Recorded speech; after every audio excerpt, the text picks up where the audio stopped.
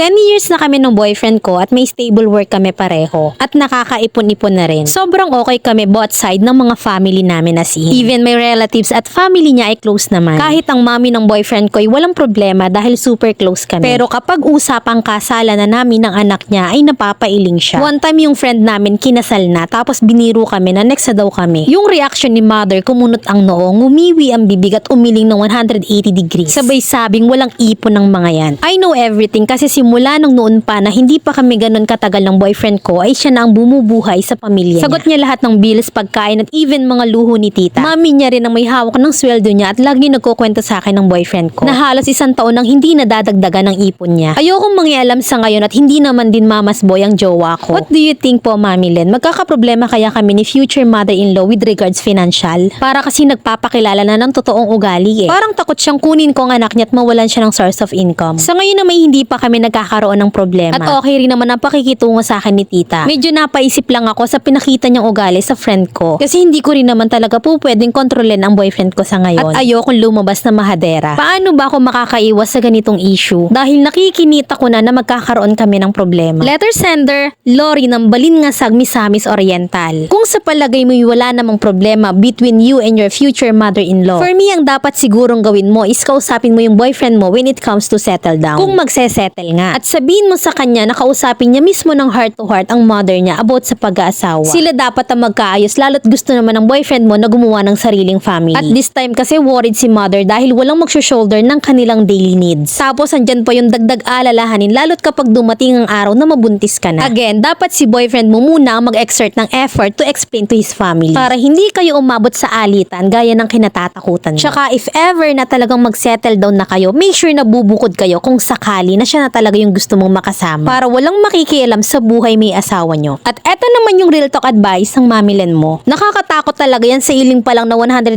degrees. Iba na talaga. Kabahan ka na pag nag 360 degrees yan. Marriage is not a bed of roses. Yung mga in-laws, maski malasanta ka pa, meron at meron pa ding masasabi sa'yo yan. Ang tanungin mo ay ang sarili mo. Kaya mo ba kung sakali na kapag mag-asawa na kayo ay kargo pa din niya yung pamilya niya? Kasi isa yan sa possibilities. If no ang sagot mo, ay alam mo na dapat mong gawin. At kung palagay mo talagang hindi mamas boy ang boyfriend mo, dapat hindi ang mother niya ang nagkokontrol ng sahod niya. At ang pinaka-importante rin is ready na ba si boyfriend mong makipag-settle? Kasi kailangan nyo na talagang mag-ipon para sa future. Baka lang kasi ikaw lang din na nag-a-assume na kayo na talaga at magpapakasal siya. Wala namang masamang tumulong sa kamag-anak pero dapat kayo ng pamilya mo ang priority niya. Kasi kapag nagpakasal na kayo, hindi na ang mother niya ang hahawak ng sweldo niya. At dyan mo na matitikman ang hagupit ng isang biyanan na nawala ng pinagkukunan. Nai-imagine ko ng stress na mararanasan mo pag yan ang nakatuluyan mo. Kaya ngayon pa lang ay mag-isip-isip ka na. Matanong ko lang, ilang taon na ba yung boyfriend mo? Bakit mami niya pa rin ang humahawak ng sahod niya? Sana nung umiling ang nanay niya at sinabi nung wala kayong ipon, dapat sinabi mong oo kasi kinukuha nyo. Sabay joke ka doon. Alam nyo ba ang history kung bakit matiwasay na nagsasama si Eva at Adan noon? Kasi wala silang biyanan.